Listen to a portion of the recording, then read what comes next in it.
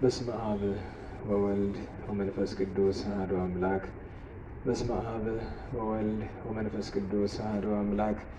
በስመ አብ ወወልድ ወመንፈስ ቅዱስ አሐዱ አምላክ አሜን። ይትባረክ እግዚአብሔር አምላከ እስራኤል ወአምላከ አበዊነ ቅዱሳን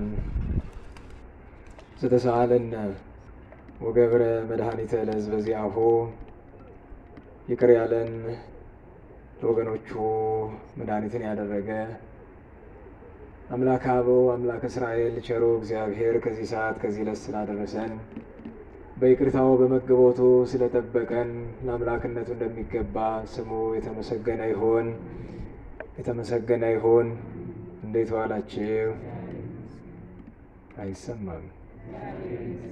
እንዴት ዋላችሁ? እንዴት ሰነበታችሁ? ቸርነቱ ይቅርታው ምሕረቱ ለዘላለም የባህሪ ገንዘቡ የሆነ ቸሩ ሥላሴ ስሙ በድጋሚ የተመሰገነ ይሁን። እናታችን እመቤታችን እማምላክ ዝትነ ማርያም ወላዲተ አምላክ ቅዱስ ዕፀ መስቀሉ ቅድስት ቤተ ክርስቲያን እግዚአብሔር ያከበራቸው ንጹሐን ሁሉ እግዚአብሔር ባከበራቸው መጠን በሚገባቸው መጠን ሁሉ ስማቸው የተመሰገነ ይሁን። እንኳን አደረሳችሁ። እግዚአብሔር አምላካችን ኃጢአታችንን ሳይቆጥር ዘመኑ ከተጀመረ 150 ቀናትን 5 ወራትን አሳልፎ ዛሬ 5ኛውን ወር ወርሃ ጥርን እየሸኘነው እንገኛለንና ስሙን አመስግነን እንደገና ደግሞ ተረፈ ዘመኑን ወርሃ የካቲትን በሰላም በምህረት ባርኮ ቀድሶ እንዲሰጠን ልንለምነው ይገባል። እግዚአብሔር አምላካችን ተረፈ ዘመኑን ይባርክልን። ወርሃ የካቲትን የንስሐ የፍቅር አንድነት ያድርግልን። እኔም ኃጢአቴን ይቅር እንዲለኝ እናንተንም ዝን ልቦና እንዲከፍት ቸሩ ሥላሴ ምሕረቱ ጽኑ ነውና የማምላክ አማላጅነት የቅዱሳን አማላጅነት ለሁላችንም ይደግፈን ይርዳን። እግዚአብሔር እንደ ባረከልን እንደ ረዳን እንደ ቸርነቱ መጠን እንዳስለመደን ትምህርታችን እንቀጥላለን። ያው መቼም ከሙቀት ብርድ ይሻላል። ትንሽ አሁን ብርዱ እየመጣ ነው መሰለኝ፣ ግን ጥሩ ነው። በወርሃ ጥር አሁን እንደምታውቁት የአየር ሁኔታው በጣም የሚዋዥቅበት ጊዜ ነው። ግን ዛሬ ጠዋት ላይ ትንሽ ብርዱ ሲበዛ አገልግሎት ላይ ሆነን መቼም የፈረንጅ የሰራው ነገር አለና ያው ስንት ዲግሪ ሴልሺየስ ላይ ሆኖ ይሆን እንደ የቀዘቀዘ ብዬ ስመለከተው 8 ዲግሪ ሴልሺየስ ላይ ያሳያልና ይሄ ለኛ በጣም ቀዝቀዝ ያለ ነው። 8 በጣም ትንሽ ነው፣ ዝቅ ያለ ነው። ከፍተኛው ስለው 8 ሰዓት አካባቢ 7 ሰዓት 8 ሰዓት አካባቢ 24-25 ዲግሪ ሴልሺየስ ይመጣል ይላል። ወደ ከሰዓት አካባቢ ሙቀት ነበረ። እንግዲህ የፈረንጁን ቴክኖሎጂ ጨርሰን ባናምነውም የሆነ ፍንጭ ግን ይሰጠናል። ያው እንደምታውቁት ብዙ ሳይንሳዊ ስሪቶች ግምት ናቸው። በእነሱ ልሳን ፐርፌክት አይደሉም፣ ወይም ፍጹማዊ። ፐርፌክት ማለት ፍጹማዊ የማይሳሳት ማለት ነው። የማይሳሳቱ አይደሉም። ለሁሉም ቢሞቅም ተድላችን ነው፣ ቢቀዘቅዝም ተድላችን ነው። ቢሞቅም ተድላችን ነው፣ ከሙቀት የምንማረው ነገር ስላለ። ቢቀዘቅዝም ተድላችን ነው፣ ከቅዝቃዜ የምንማረው ነገር ስላለ። ሲሞቅም እናመሰግነዋለን፣ ሲቀዘቅዝም እናመሰግነዋለን። ፀሐይ ሲወጣም እናመሰግናለን፣ ብርድ ሲመጣም እናመሰግናለን። ምክንያቱም ሁሉ ነገር የተሰራ ለኛ ነው። አረጋዊ መንፈሳዊ እንዲህ ይላል፣ ወኩሉ ዘተፈጥረ ለመፍቅደ ነባቢያን። ሁሉ የተፈጠረ ለሰው ልጅ ነው። ነባቢያን ከተባሉት መላእክት ቢኖርበትን ዋናው ግን ሁሉ ነገር የተፈጠረ ለሰው ልጅ ጥቅም ነው። ታዲያ ምን አለ? ቦ እምኔሆሙ ለምህሮ። ፀሐይ ሲወጣ እንድንሞቀው ብቻ አይደለም፣ በፀሐይ ምስጢረ ሥላሴ እንድንረዳ የፀሐይን ተፈጥሮ አይተን ይህችን የፈጠረ አምላክ እጹብ እጹብ ይትባረክ እግዚአብሔር አምላከ እስራኤል፣ የእስራኤል ጌታ የእስራኤል ፈጣሪ እግዚአብሔር ይባረክ ይክበር ይመስገን እያልን እንድናደንቀው። ወቦ እምኔሆሙ ለተገብሮ፣ አንዳንዶችን ደግሞ ልንሰራባቸው የተፈጠሩት ስለዚህ ፀሐይ ስትወጣ ስራ እንሰራለን። ለምሳሌ እሰቡት፣ በእውነት እግዚአብሔርን ማድነቅን የመሰለ ጸጋ የለም።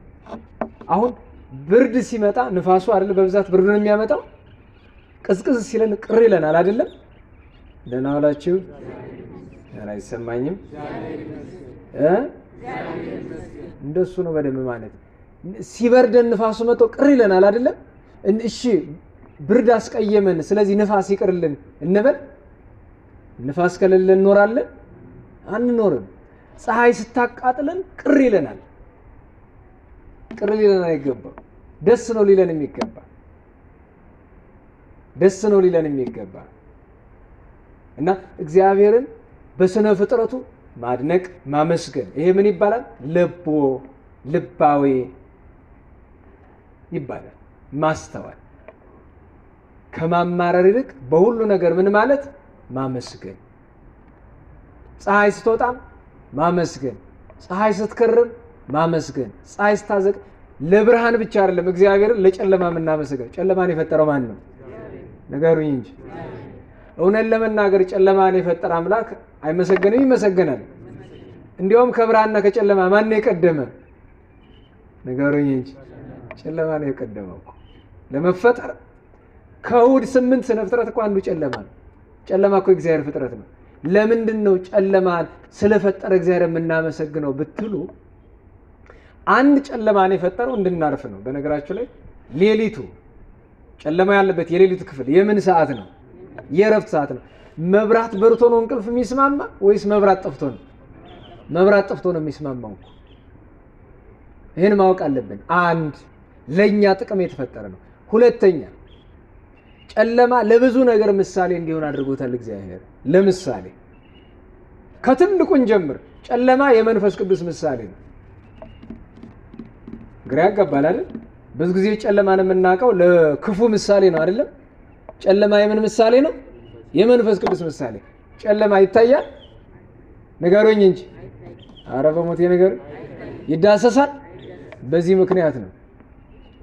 መንፈስ ቅዱስ በንፋስም በጨለማም ተመስሏል። ለምን? ንፋስና ጨለማ እንደሚያመሳስላቸው ነገር አለ። እስመ ነፋስ ጸሊም በአርአያሁ ይላል አለ መጽሐፍ። ነፋስ ምንድን ነው? ጥቁር ነው። ያ ማለት ጥቁር ነው ማለት ወይም ጨለማ ነው ማለት አይታይም። መንፈስ ቅዱስ የማይታይ የማይዳሰስ የማይመረመር ነውና ምሳሌ ሆኖለታል። ለሱ ብቻ ግን አይደለም፣ እንደገና ምሳሌ እንገነብጣለን። ለምሳሌ አንበሳ የጌታ ምሳሌ ነው አይደል? አረዌ ገዳምን አንበሳ ወሚመከራዲዮን ብለን ዘምረናል አይደል? የጥምቀት ግን አንበሳን ደግሞ ቅዱስ ጴጥሮስ በመልእክቱ የማን ምሳሌ አድርጎታል? የሰይጣን። እንዳገባቡ ነው። ተራራ የቅዱሳን ምሳሌ ነው፣ ደግሞ ተራራ ያጋንንት ምሳሌ ነው። እንዳገባቡ ነው የሚተረጎሙ። ስለዚህ ጨለማ የመንፈስ ቅዱስ ምሳሌ ሆነ፣ ሄዶ ደግሞ የሰይጣን ምሳሌ ሆነ። አጋንንትን ምን ይላቸዋል? መኳንንተ ጽልመት ይላቸዋል። የጨለማው ገዢዎች ይላቸው የለ እንደዛ። እሱ ብቻ አይደለም፣ ጨለማ የክፉ ስራ ምሳሌ ነው። እስመ ኩሉ ዘእኩይ ምግባሩ ይጸል ብርሃነ ወይመጽእ ኀበ ብርሃን።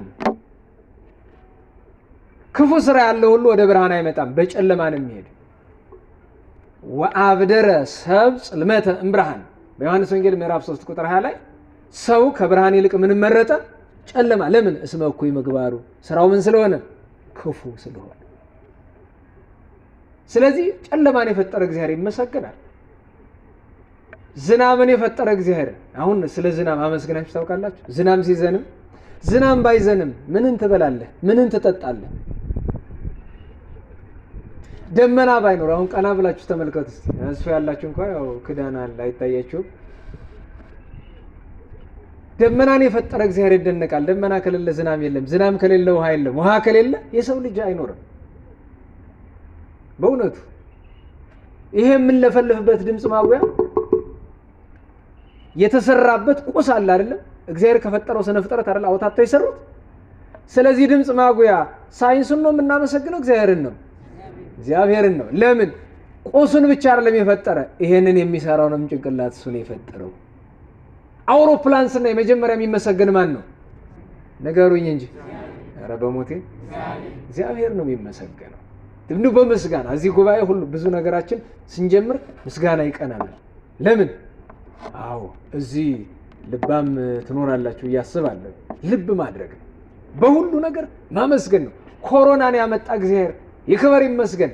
ኤድስን እግዚአብሔር ይመስገን። አዎ ጠቅሟል። ዓለምን የገሰጻት ኮሮና እግዚአብሔርን አልሰማ ያለችው ጥሩ ነው። ደማውን ክትባት እያሉ ይረብሻሉ። አንቹ ታመጩ አንቹ ታሮጩ ይላሉ። ሲፈላሰፉ ሲራቀቁ በሽታ ያመጡላችሁ ነው ደግሞ ክትባት ይሏቸዋል። ደግሞ ክትባት ውስጥ ምን እንደሚያደርጉበት እንግዲህ ያው መቼም ታውቃላችሁ። ክፉ ሰው ክፉ ነው። አበው ምን ይላሉ? ክፉ ሰው ክፋትን አይጠግባትም ይላሉ። ባለጠጋ ገንዘብን ይጠግባል? እንዴው ገንዘብ ያለው ሰው ይበቃኛል ይላል አይልም እኮ። ክፉ ሰው ክፋትን አይጠግብም። በእውነቱ መንግስታችን ፀሐዩ መንግስታችን ይላል አንዳንድ ሰው። ወይ ፀሐይ ወይም ሀሩሩ መንግስታችን እንበለው።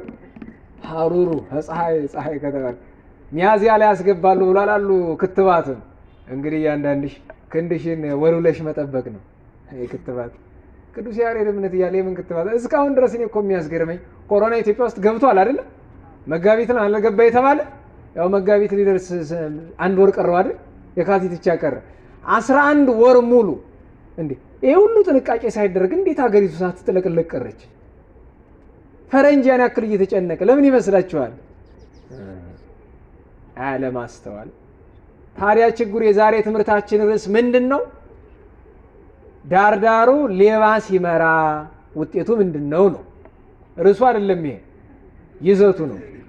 ሌባ ሲመራ ውጤቱ ምንድነው? የዮሐንስ ወንጌል ምዕራፍ 10 ቁጥር 10 ላይ ወሰራቂ ሰይመጽ ዘንበለ ከመ ይስርቅ ወይጥባ ወያይጉል። ሌባስ ሊሰርቅ ሊያርድ ሊያጠፋ ነው የሚመጣ። ይሄው ርዕሱ ያዛችሁት።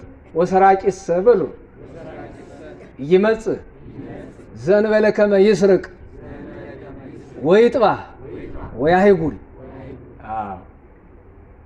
ሌባውስ ሊሰርቅ ሊገድል ሊያጠፋ ካልሆነ በቀር አይመጣም። ሌላ ምክንያት የሚመጣበት የለውም። ሌባውስ የሚመጣው ሊሰርቅ ሊገል ሊያጠፋ ነው አለ ቸሩ መድኃኔ ዓለም በዮሐንስ ወንጌል ምዕራፍ 10 ቁጥር 10 ላይ። የዮሐንስ ወንጌል ምዕራፍ 1 ቁጥር 1 እስከ መጨረሻው ጌታ ስለ ቸር እረኝነትና ስለ ምንደኝነት፣ ስለ እውነተኛው እረኛና ስለ ሌባው ስለ ቅጥረኛው ፈረንጁ ቅጥረኛ ነፍሰ ገዳዩ መርሰናሪ ይለዋል አይደል? ቅጥረኛው ምንደኛው ምን አይነት ነው፣ እውነተኛው ቸሩ እረኛ ምን አይነት ነው የሚለውን አስቀምጧል ጌታ። በእውነት ይህች ሀገር ይህች ቤተክርስቲያን ኦርቶዶክሳዊ ተዋሕዶ ቤተክርስቲያን ሀገራችን ኢትዮጵያ ቸር እረኛ ያስፈልጋታል። እውነተኛ እረኛ እንደ ቀድሞዎቹ እንደነ ፋሲል እንደነ ቴዎድሮስ እንደነ ኢያሱ እንደነ ዮሐንስ እውነተኛ እረኛ ለራሳቸው ጥቅም ሳይሆን ለሀገራቸው የሚኖሩ ሰውን በዘር የማይከፋፍሉ አንዱን ላጥፋ አንዱን አላጥፋ። አንድ ነገር የአባቶቻችን ደግነት ልንገራችሁ። አንድ መገለጫ እውነት ለመናገር ኢትዮጵያውያን መሪዎች የኔን እምነት ካልተከተልክ አጠፋለሁ ያሉበት ታሪክ እኮ የለም። አንዲት እንደውም ይዘምሯት አለች አፄ ዮሐንስ 4ኛ ክርስቲያን ሁኑ ብለው አንድ ሰሞን አዋጅ አወጥተው ነበር። ያንንም ኋላ አዋጅ በአዋጅ ተሽሯል። አንደግፈውም እኛም። ምክንያቱም ሰው በግድ ክርስቲያን አይሆንም፣ በውድ እንጂ በፍቅር እንጂ በፍላጎት እንጂ በግድ ክርስቲያን አይኮንም። ቢኮንም አይጠቅምም። አባቶቻችን እውነተኛ እረኞች ነበሩ። ለምሳሌ ስለ እውነተኛ እረኝነት ቅጥረኛ ስላለ እንደ ቅጥረኛ ሳይሆን፣ በነገራችሁ ላይ ቅጥረኛ ዘንድሮ እኮ የቤተክርስቲያን አገልግሎት የተበላሸ ካህኑ ምን ሆኖ ነው? ዲያቆን ምን ሆኖ ነው? ቅጥረኛ የሚያገለግል እግዚአብሔርን ሳይሆን ለገንዘቡ ሁሉን አይደለም እኩሌታው ወይም ደፈር እንበልና አብዛኛው ግን ደግሞ ከልቡ የሚያገለግል። በነገራችሁ ላይ አንድ ለምሳሌ ተውት እንደ የቤተክርስቲያኑ አገልግሎት መንግስት ሰራተኞች ናቸው እንበል። የመንግስቱን ስራ የምትሰሩት በእውነት የመንግስት ስራ ህዝብ ማገልገል ነው አይደለም? አረ እንዴት ዋላችሁ? ህዝብ ማገልገል ነው አይደለም? ህዝብ ስታገለግሉ እግዚአብሔር ደስ ይለዋል ይከፋዋል? ንገሩኝ። እግዚአብሔር ደስ ካለው ይሄ ነገር ጽድቅ ነው አይደለም? ነው። ግን እውነት ለመናገር የመንግስትን ስራ በትክክል የሚሰራ ሰው አለ? ጥቂት፣ በጣም ጥቂት። ኃላፊ እንዳይቆጣው፣ ደሞዝ እንዳይቆረጥበት። ያም ሆኖ የመንግስት ስራ መቼም መንግስት በዚህ ቸር ነው። በእውነት መንግስት በጣም ቸር ነው እኮ። መንግስት ምላችሁ ፖለቲከኞችን እንዳይመስላችሁ። የመንግስት መዋቅር በጣም ቸር ነው። አሁን የመንግስት ሰራተኛ ሄዳችሁ አሁን እንደው ከሰዓት ብትሄዱ ሰራተኛ ታገኛላችሁ? ነገሩኝ እንጂ አታገኙም አይደል? ይቀጣሉ? አይቀጡም። 30 ሰራተኛ ያለበት መስሪያ ቤት ከሰዓት እኮ 20ውን አታገኙትም። ምክንያት ምን ይባላል? ስብሰባ ገብተዋል፣ መስክ ወጥተዋል ይባላል። ይሄ መከረኛ መስክ፣ ምንም ስራ ላይሰራ መስክ። ደግሞ መስክ ከተባለ ደግሞ ምን አለው ተከትሎ? አበል ይባላል። እንዲያው አንድ ሰው ሲል የሰማሁትን ልንገራችሁ። አበል ምን ማለት ነው? አበል ከዛ ምን በል ጉረስ ነው። የመንግስትን ገንዘብ ብላ ነው። ከጅብ ቆዳ የተሰራ ክራር እንብላው ይላል ይባላል አይደል? ዘፈኑ እሱ ነው። እንብላው ምን የመንግስት ገንዘብ? የመንግስት ገንዘብ እኮ አይደለም። አንተ ሞኝ፣ አንተ የምትገብረው ግብር እኮ ነው። ዙረ የምትሰርቀው የራስህን ግብር እኮ ነው። መንግስት ምን ያመጣዋል? ከደሞዝ የሚቆረጠው ነጋዴ ከሆንክ እኮ የምትገብረው እኮ ነው። ቫት ምናምን ትያልክ። ምን ልላችሁ ፈልጌ ነው፣ ካህናትን ዲያቆናትን ከመውቀሳችን በፊት መችኛ ራሳችን፣ ፖለቲከኞችን ከመውቀሳችን በፊት መችኛ ራሳችን የሥራችን በጎረኞች አይደለንም እኮ ለገዛ ሰውነታችን ለገዛ። በነገራችሁ ላይ ከእግዚአብሔር በታች የመጀመሪያው የኔ እረኛ ማን ነው? እኔው ራሴ። ከሰማይ እግዚአብሔር ነው አይደል? በምድር ከሁሉ አስቀድሞ ካህን እኮ ቀኑ ሙሉ አብሮኝ ሲዞር አይውልም። ፖሊስ እኮ አብሮኝ ሲዞር አይውልም። ዳኛ እኮ አብሮኝ ሲዞር አይውልም። የኔ እረኛ ማን ነው? ከእግዚአብሔር በታች መጀመሪያ ራሴ ነኝ። ራሴን ካልተቆጣጠርኩት ማን ይቆጣጠረኛል? እኔ እንዴ እግዚአብሔር እኮ ለኛ የሰጠን ትልቁ እረኛ ህሊና እኮ ነው። ህሊና አላችሁ? ደህና ዋላችሁ? አረ እንዴት ዋላችሁ? ህሊና አላችሁ? ህሊና ያላችሁ ሰዎች መሆን አለባችሁ። ህሊና ሊኖረን ይገባል። ህሊና የማይዳኘውን እኮ ማንም አይዳኘው። ህሊና የማይቀጣውን እኮ ማንም ፍርድ ቤት እኮ ሰውን አያስተካክለው፣ እስር እኮ አያስተካክለውም። የሰው ልጅ ዋና ዳኛው እኮ ከእግዚአብሔር በታች ህሊናው ነው። እግዚአብሔር ህግጋትን የጻፈ እኮ በጭንቅላታችን ላይ ነው፣ መጽሐፍ ላይ እኮ አይደለም። መጽሐፉ እኮ እንዲያስታውሰን ነው። መጽሐፍ ቅዱስ የማያውቅ አንድን ሰው እንዲያው ዝም ብሎ በቤቱ ያደገን ሰው ጥይት ሰጣችሁ ግደል ብትሉት ይገላል እንዴ? አይገለም። ህሊና አይፈቅድለትም። ለምን? አትግደል የሚለው ጭንቅላቱ ላይ ያለ እኮ አታውቁም? ደህና ዋላችሁ? በሎ ይህንን ወቁ። ክርስቲያኖችስ ተምረን ስላልሰራን ይፈረድብናል። ያልተማሩ አሕዛብ በምንድን ነው የሚፈረድባቸው ብትሉ በህሊናቸው ነው የሚፈረድባቸው። ለምን? 10ቱ ትእዛዛት በሁላችንም ጭንቅላት ላይ ተጽፈዋል አሉ። ይህን ማወቅ አለባችሁ። ይህን ማስተዋል አለብን በእውነቱ። ስለ በጎረኝነት እናንሳና ስለ ምንደኛው አጭር አንስተን እንጨርሳለን። በጎረኛ ስንል የመጀመሪያው በጎረኛ እኔ ደጋግሜ ነግሬያቸዋለሁ። ሰውን እረኛ ብላችሁ አትሳደቡ። ሰውን አህያ ብላችሁ አትሳደቡ። ሰውን ሸማኔ ብላችሁ አትሳደቡ። በእውነቱ ሶስቱ የምስጋና ስሞች እንጂ ስድቦች አይደሉም። ቅዱስ ዳዊት እግዚአብሔር እንዲህ ይለዋል፣ ኖላዊ ሆሙ ለእስራኤል አጽም፣ የእስራኤል እረኛ ሆይ አድምጠን ስማን ይለዋል። ጌታ ራሱ ምን አለ? አነ ውእቱ ኖላዊ ኄር፣ ቸሩ እረኛ እኔ ነኝ አለ። እግዚአብሔር ምንድን ነው? እረኛ ነው። ስለዚህ ሰው እረኛ ተብሎ አይሰደብም። እረኛን ስድብ ካደረግነው ሎቱ ስብሐት ከፈጣሪ መጣላታችን ነው። አህያም ተብሎ አይሰደብም። እዚህ በፊት ብዙ ዝርዝር አንስተናል። ሸማኔ ተብሎ የሸማኔ ዕቃ ለአምላክ ሰው መሆን ለድንግል ማርያም በማኅፀኗ ለተከናወነው ምስጢረ ሥጋዌ አባ ሕርያቆስ ምሳሌ አድርጎ አስቀምጦታል።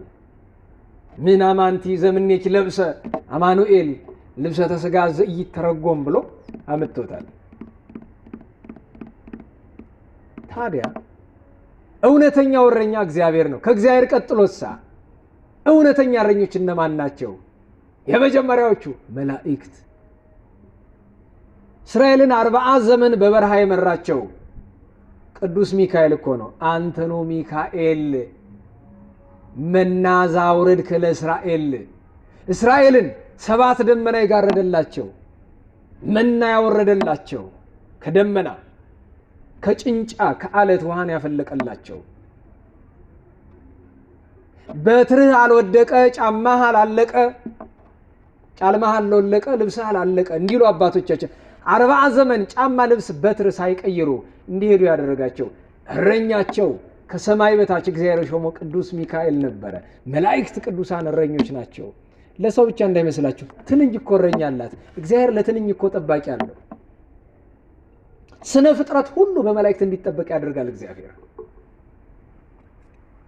ለእያንዳንዳችን ጠባቂ መልአክ የለን? መልአከ ውቃቤ የሚባለው እንዴት ዋላችሁ? የላችሁም እንዴ? አለ? በቅርብ ነው በሩቅ? እንዴት ዋላችሁ? ጠባቂ መልአካችሁ በቅርባችሁ ነው ያለ? በሩቅ ነው ያለው? ጻድቃን እንደሆናችሁ በጎ የምትሰሩ እንደሆነ ከጎናችሁ ነው ያለ። እሾህ እንዳይወጋችሁ፣ እንቅፋት እንዳይመታችሁ፣ ጸላኢ እንዳያስታችሁ ይጠብቃችኋል። እየበደላችሁ ካስመረራችሁት ግን ይርቃል። 40 ክንድ ነው የሚርቅ። እዚያ ቆሞ ነው የሚያያችሁ። ለምን? ቅዱሳን መላእክት ፈጣሪያቸው የሚበድለውን አይቀርቡትም። የስህተት ኃጢአት አያርቃቸውም፣ የድፍረት ኃጢአት ግን ያርቃቸዋል። መልአከ ውቃቤ አቀበ ጠበቀ ነው አይደለም? መልአከ ውቃቤ ማለት ጠባቂ መልአክ ወይም እረኛው መልአክ ማለት ነው። ከዚያ ቀጥሎ መልካም እረኞች እነማን ናቸው? ነቢያት። አይ ከነቢያት መካከል በጣም የሚያስገርመኝ በጎ እረኛ ከእረኞች ሁሉ የሚያስገርሙ 2 እረኛ ነቢያት አሉ። የመጀመሪያው ሊቀ ነቢያት ቅዱስ ሙሴ 40 ዘመን በበረሃ ጣዖት አምልከው ሙሴ ሙሴ አበሰኒ ህዝብከ ወአሮንሁከ። እግዚአብሔር እኮ ነው እንደዚህ የሚለው በዘጸአት 32 ላይ ሙሴ ህዝብ በደለኝ፣ ወንድም አሮንም በደለኝ፣ በል ይህን ህዝብ ላጠፋው ነኝ፣ አንተን በትልቅ ህዝብ ላይ ሾመሃለሁ ብሎ ሲለው ጠሴኒ እመጽሐፈ ሕይወት፣ እንደሱን ከምታጠፋቸው ይልቅ እኔን ከሕይወት መጽሐፍ ደምስሰኝ ብሎ መልካም እረኛ ጌታ ብሏል። ይሜጡ ነፍሶ ቤዛ ባግኢሁ። መልካም እረኛ ለመንጋው ለበጎች ራሱን አሳልፎ ቤዛ አድርጎ ይሰጣል ብሏል። ይኸው ቅዱስ ሙሴ። ኤርምያስን ደግሞ ተመልከቱ። ነቢዩ ቅዱስ ኤርምያስ ሲያለቅስላቸው ሲመክራቸው ኑሮ አልሰሙት ብሎ ፋርስ ባቢሎን ቢወሰዱ ፋርስ ባቢሎን ያለ በደሉ ወርዶ አብሯቸው 70 ዘመን ተቀጥቷል ያለ በደሉ። ነቢያት እረኞች ነበሩ። ቀጥሎ ቅዱሳን ሐዋርያት መልካም እረኞች ነበሩ። ከዚያ ቅዱሳን ሐዋርያውያን አበው፣ ቅዱሳን ሊቃውንት፣ ቅዱሳን ሰማዕታት፣ ቅዱሳን መነኮሳት፣ ቅዱሳን ደናግል፣ ሌሎችም የሁሉም አጠቃለያ ግን ደጎቹ እረኞች ቅዱሳን ካህናት ናቸው። ደጎቹ ካህናት። ከዚህ ሁሉ ወደ ፖለቲካ ውስጥ አመጡት ደግሞ የተመሰገኑ ቅዱሳን ነገስታት ነበሩ። የተመሰገኑ ከቅዱስ ዳዊት ጀምሮ። ቅዱስ ዳዊት በዜና መዋዕል 24 ላይ የምንመለከተው ታሪክ ምንድን ነው? ቀሳፊ መልአክ ወርዶ ከእስራኤል 70,000 ኃያላንን በቀጣ ጊዜ ምን ተረሰ ሁሉ አባግ እኒህ በጎች ምን አደረጉ አለ። መጀመሪያ በጎች ካለ እሱ ምንድን ነው? እረኛ ነው። ክንድህ በእኔና በአባቴ ቤት ላይ ትሆን፣ እኔን ቅጣኝ፣ እነሱን ተዋቸው ብሎ እስራኤል እንዳያልቁ መቅሰፍቱን 70,000 ላይ አስቆሞታል። በአውደ ኦርና ኢያቡሳዊ መስዋዕት ሰውቶ እንደ ካህንነቱ እግዚአብሔር መስዋዕቱን ተቀብሎለት እስራኤልን ከመቅሰፍት ታድገዋል። ጊዜ ለመቆጠብ ሲባል ወደ ሐዲስ ኪዳን እንምጣና ደግሞ ከደጎቹ ነገስታት መካከል እዚህ ውስጥ ከነበሩት ምሳሌ አንዱ አጤ በካፋ ናቸው። አጤ በካፋ ማለት ፊት ለፊት የምታዩት ይሄ የቋረኛ ኢያሱና የእቴጌ ምንትዋብ ህንጻ አለ። ከዚህ ጀርባ ያለውን የሰሩት እሳቸው ናቸው። አዳራሹንም ይሄ የሰረገላ ማቆሚያውንም የባልደራሶች ፈረስ ሰረገላ ማቆሚያ ነው የሚባለውን በስተግራ ያለውን በስተቀኝ ያለውን እሳቸው ናቸው የሰሩት። አጤ በካፋ ላይ አንዲት ነገር ልጥቀስላችሁ። ህዝቡ ይወደኛል ወይስ ይጠላኛል የሚለው በጣም ያሳስባቸዋል። ምክንያቱም ህዝብ የሚወድ መልካም ሲሰራ ነው አይደል? ደህና ዋላችሁ። ዘንድሮ አይደለም ድሮ ማለት ነው። ዘንድሮማ ህዝብ የሚወድ መቼ ነው? መሪው ዘረኛ ሲሆንለት ደስ ይለዋል። ለምሳሌ አሁን እናንተ አማራ ቢሾም ደስ ይላችኋል አይደል? በእናንተ ትርጉም በእናንተው የአማራ ትርጉም ነው፣ በእኔው ትርጉም አይደለም። አሁን ኦሮሞ ነኝ ብሎ ለሚያስበው ዓለም ነው አይደል? ለምን ኦሮሞ ነው ሀገር እየመራ ያለ። ትናንት ትግሬ ነኝ ብሎ ለሚያስበው ዓለም ነበር አይደለም? ነገ ደግሞ አማራ ነኝ የሚለው ሲሾምለት ደግሞ አማራ ነኝ የሚለው ዓለም ይላል። ይሄ በጣም ነውር ነው። መሪዎችን እኛ በነገራችሁ ላይ አብይ አህመድ ጋር ትልቁ ችግራችን ኦሮሞ መሆኑ ነው። እንዴት ዋላችሁ? ኦሮሞ መሆኑ ነው? እስላም መሆኑ ነው? ጴንጤ መሆኑ ነው? አይደለም። ምንድነው ችግራችን? ለቤተ ክርስቲያንና ለሀገር የሚበጅ ነገር ስለማይሰራ ነው፣ ስላልሰራ ነው እስካሁን ድረስ። አፉ ሌላ እጁ ሌላ ስለሆነ ነው። የሚያወራው ሌላ የሚሰራው ሌላ። ያ ነው ችግራችን። ሌሎችንም ቢሆን በነገራችሁ ላይ ነገሩ የአማራነት የትግሬነት ጉዳይ ቢሆን ኖሮ እዚህ አማራ ክልል ያሉትን እንዴት ነው እንወዳቸዋለን እንዴ? ደህና ዋላችሁ። እንወዳቸዋለን እንዴ? አንጠላቸውም፣ ክርስቲያን ስለማይጠላ ግን እንደ መሪ አናያቸው። ምክንያቱስ ለሀገር በጎ አይሰሩም፣ ቤተ ክርስቲያንን ያስበድላሉ ቁሞ። አጤ በካፋ ህዝቡ ይወደኛል ይጠለኛል ብለው መኳንንቶቻቸውን ሲጠይቁ ጃንሆይ ይወዱታል እንጂ ልክ በነገራችሁ ላይ ንጉስንም ያጠፋው አማካሪ ነው። ደህና ዋላችሁ። ደህና መካሪ የሌለው ንጉስ ጠፊ ነው። ዛሬ ያሉትም ደህና መካሪ ያላቸው አይመስለኝም። ደህና መካሪ ቢያስጠጉ ጥሩ ነበረ። ፍትሃዊ የሆነ አይምሮ ያለው ትንሽ እግዚአብሔርን የሚፈራ መካሪ ቢኖራቸው ጥሩ ነበረ። ደም የጠማውን ሰው በዙሪያ ሰብስቦ መካሪ ማድረግ በጣም መጥፎ ነው። አውዳሚ ኢትዮጵያን የሚጠሉት ሰዎችን በዙሪያ ሰብስበው ኢትዮጵያን እወዳለሁ ምን ማለት ይሆን ትርጉሙ?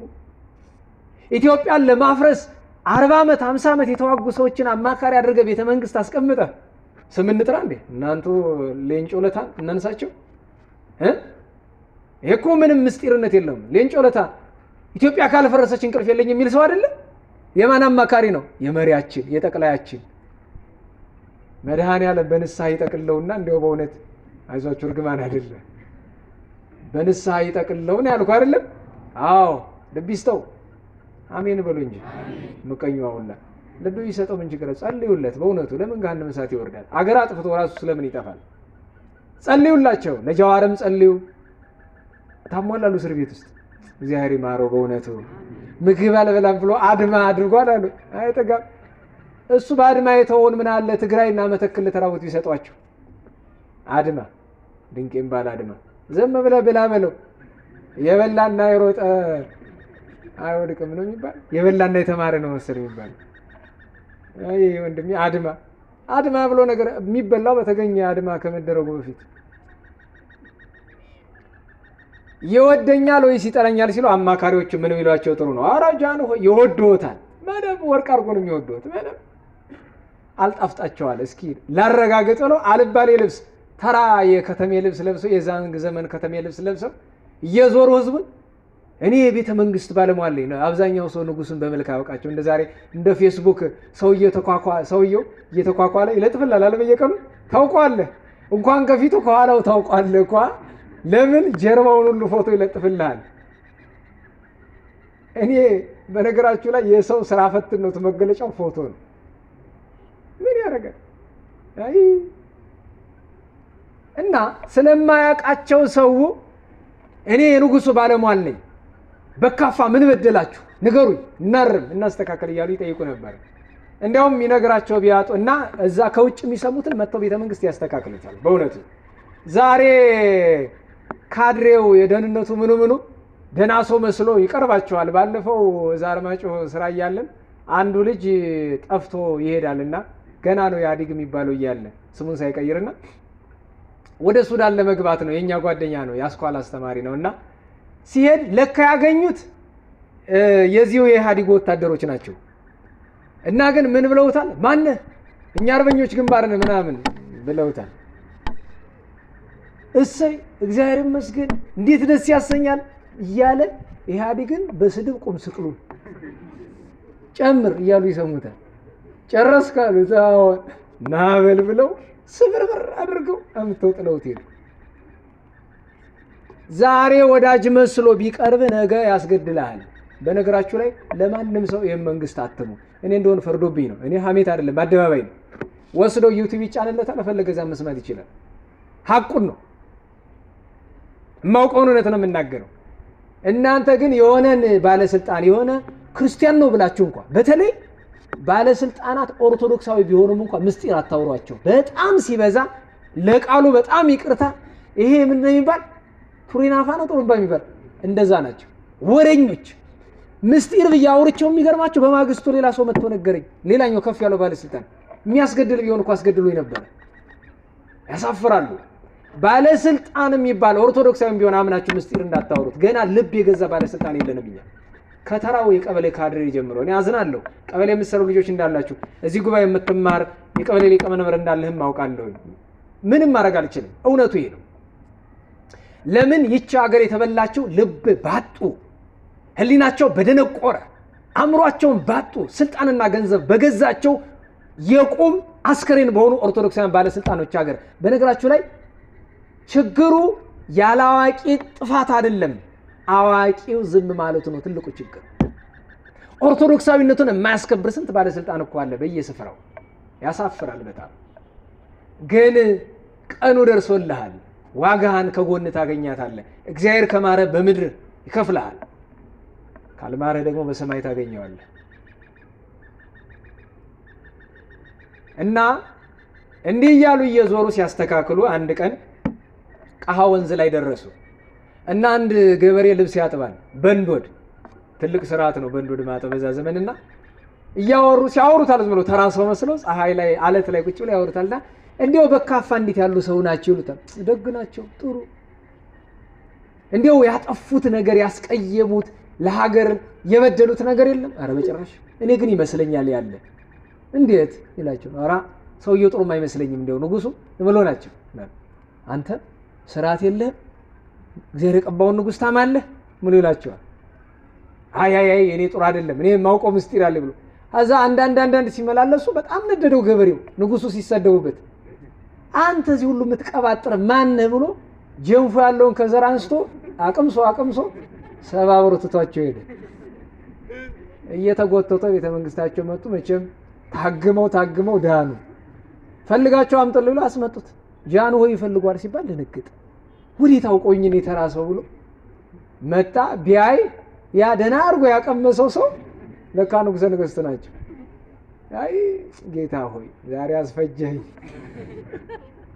እና ገና ኧረ ጃኑ ሆይ ይቅር ይበሉኝ ባለማወቅ ነው ሲል ተው እኔን አይደለም ጠላቴን የደበደብከው ተው፣ ሹመት ሽልማት ነው የሚገባ ብሎ ሸልመውታል፣ ሹመውታል፣ ባለሟል አድርገውታል ይባላል። እንዲህ ያለ መሪ ነበረ። ሰው ናቸው፣ እንደ ሰውነታቸው ደግሞ ጥፋት ሊኖራቸው ይችላል።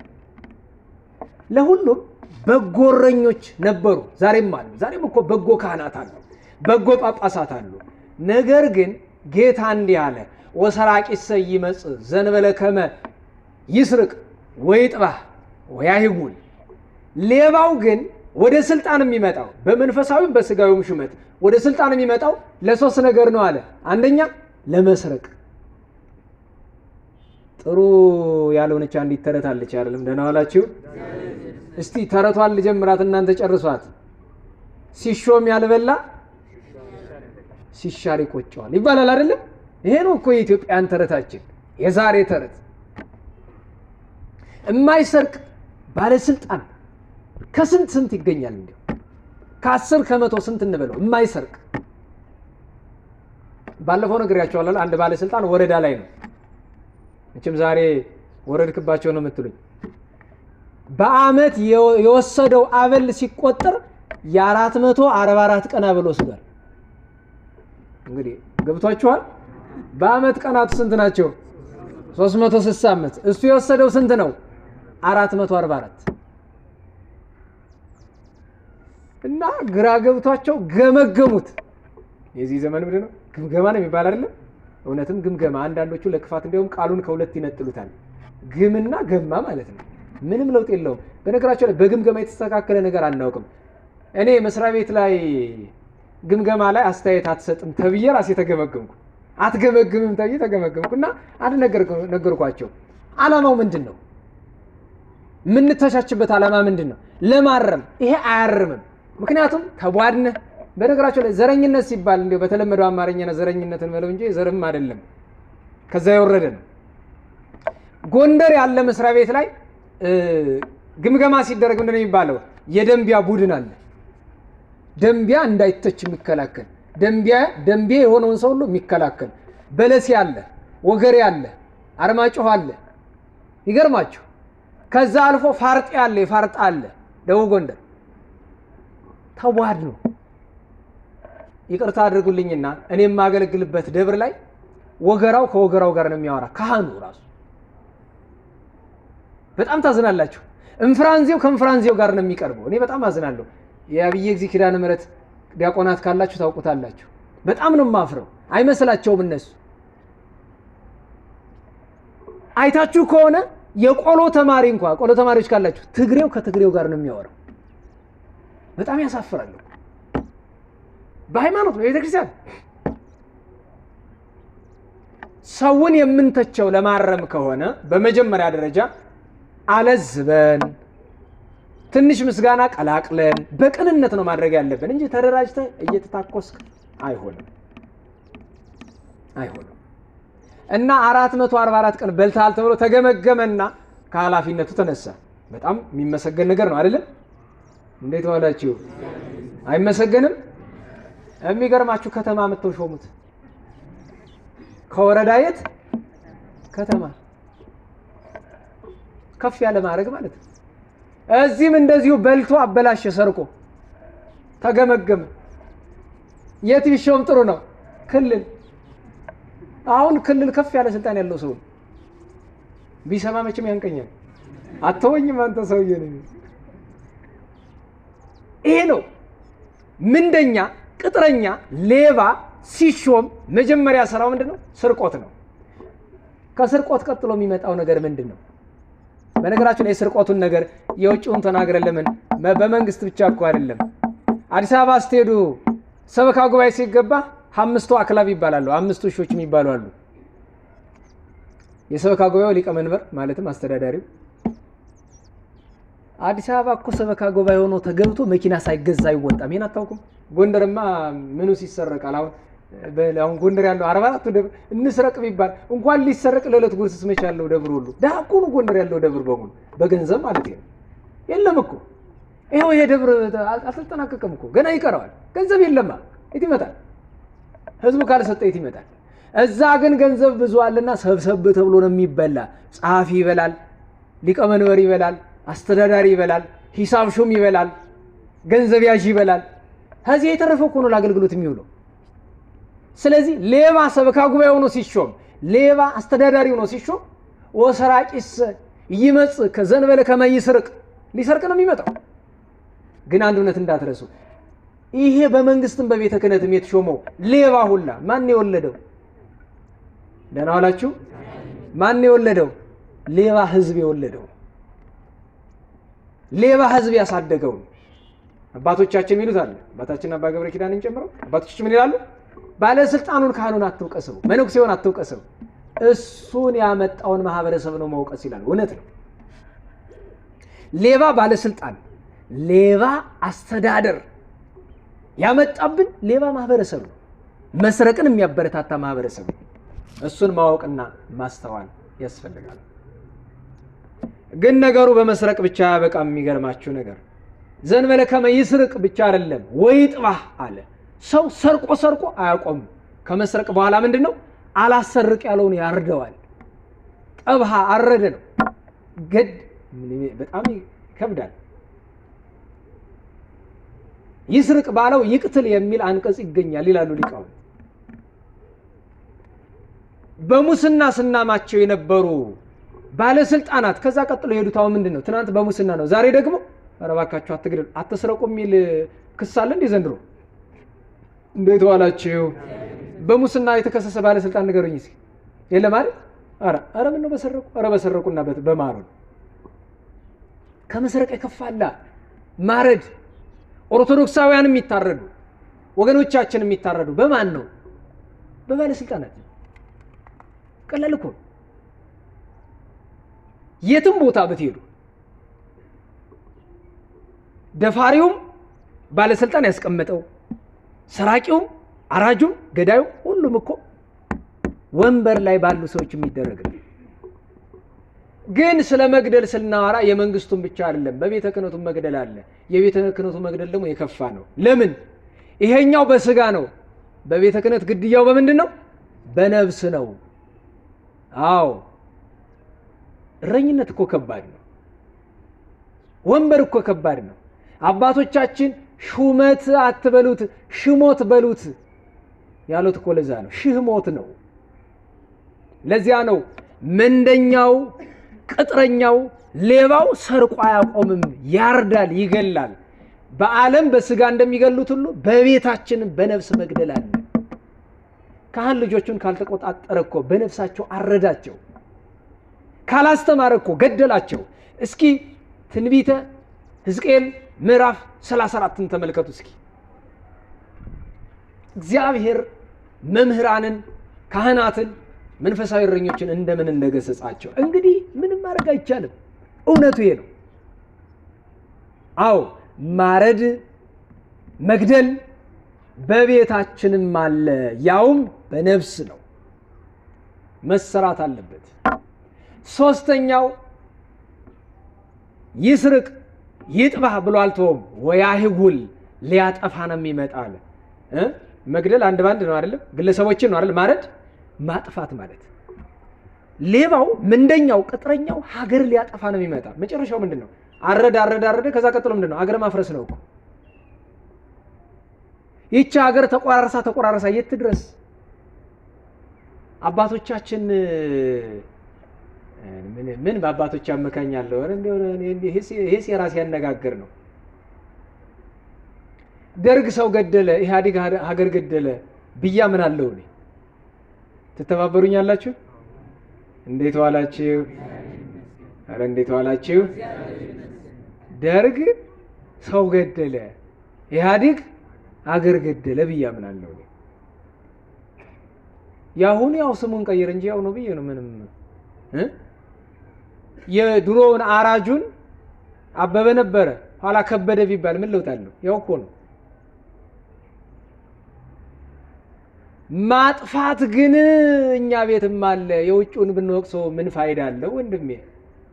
እኛም ቤት አለ ማጥፋት፣ ማውደም። በነገራችሁ ላይ ኦርቶዶክሳውያን የሚታረዱ በመንግስት ጥፋት ነው በእኛ ጥፋት ነው? እንዴት ዋላችሁ? ኧረ እንዴት ዋላችሁ? ኦርቶዶክሳውያን የሚታረዱት በእኛ ጥፋት ነው በመንግስት ጥፋት ነው? በእኛ ጥፋት ነው። ይሄን ማወቅ አለባችሁ። የሚገርማችሁ ነገር እስቲ እንደው በሞቴ ቤኒሻንጉል ላይ ያ ሁሉ ግፍ ሲደርስ የኢትዮጵያ ኦርቶዶክስ ተዋሕዶ ቤተክርስቲያን አስተያየት ሰጥታለች? አልሰጠችም። አያሳፍርም? የገዛ ልጆቿ እየታረዱ ቅሬታ እንኳን የለም። አንድ ጳጳስ እንኳን ተነስቶ አይናገርም። ያሳፍራሉ እኮ። እኔ በእውነት ለምን ባለስልጣናት እንወቅሳለን? እስከ መቼ? እስከ ማይዜኑ ተሐነክሱ በክልኤ ወንጌጋያቲክሙ ይላል ቅዱስ ኤልያስ። እስከ መቼ በሁለት በደል እናነክሳለን? እስከ መቼ ሰው ላይ ጣት እንጠቁማለን? ህዝቡ እየወደመ ያለ እኮ በራሳችን ጥፋት ነው። ቤተ ክርስቲያን የሚቃጠለው፣ ኦርቶዶክሳዊነት የሚገፋው እኮ አውዳሚዎቹ እኮ እኛ ነን።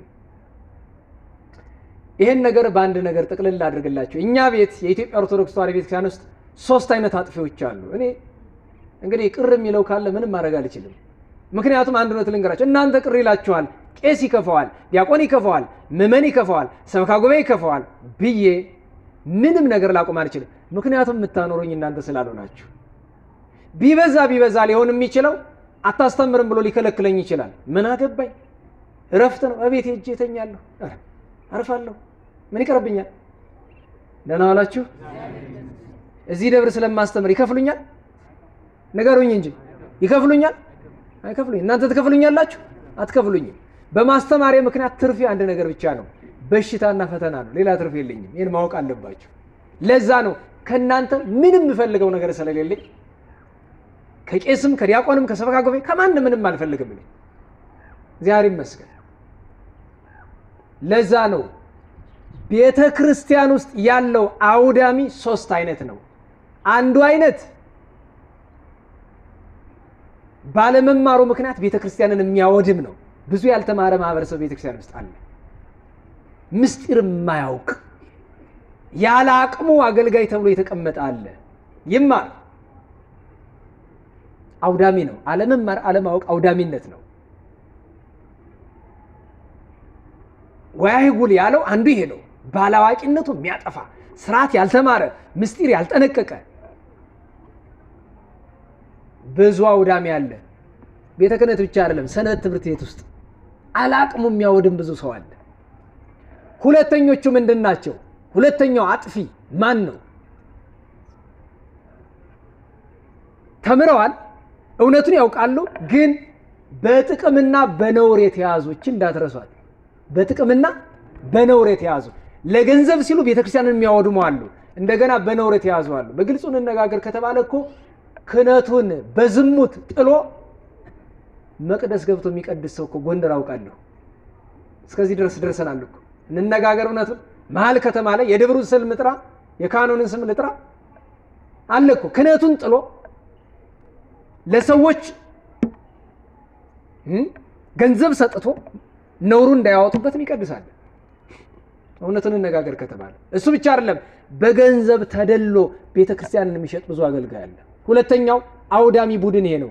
ሶስተኛው አውዳሚ ቡድን ግን ተሐድሶ የምትሉት ነው። መርዝ ነው። ቤተክርስቲያን ውስጥ የገባው ሆን ብሎ ቤተክርስቲያንን ለማጥፋት አለ። በዙሪያ ገባው። ለሁሉም ጌታ ምን አለ? ወሰራቂሰ ኢይመጽእ ዘእንበለ ከመ ይስርቅ ወይጥባ ወያህጉል። ሌባ ግን ምንደኛው ቅጥረኛው ግን የሚመጣው ለሶስት ነገር ብቻ ነው፣ ሊሰርቅ፣ ሊገድል፣ ሊያወድም፣ ሊያጠፋ ነው የሚመጣው አለ። ስለዚህ ከዛሬ ጀምሮ ራሳችንን ይህንን መልእክት ሰምተን ራሳችንን እናስተካክል። ካህንም ካለ ራሱን ያስተካክል፣ ዲያቆንም ራሱን ያስተካክል፣ ጳጳስም ራሱን ያስተካክል። ዋናው መስተካከል ያለብን ግን እኛ ነን። ለምን ይሄ ሁሉ ሲፈጠር ለምንድን ነው ዝም ብለን የምናየው? ሌባውን የማስወጣት መብት የለንም? ኧረ እንዴት ዋላችሁ? እንዴት ዋላችሁ? ሌባው ሲሰርቅ ዝም ብለህ ብታይ አንተ የሌባ ተባባሪ ነህ አይደለም? ስለዚህ ችግሩ እኮ ከኛ ነው ያለው። ቅጥረኛውን እናስወጣው፣ ምንደኛውን እናስወጣው። መጀመሪያ ችግሩን እንፍታ፣ ከዛ ቀጥሎ እምቢ ያለው እናስወጣው። ትስማማላችሁ? ንገሩኝ እንጂ። ለነገሩ ለከንፈራችሁ ትልብታላችሁ እንጂ እውነት ለመናገር የቤተ ክርስቲያን ሕመም ያመናል ያመናል።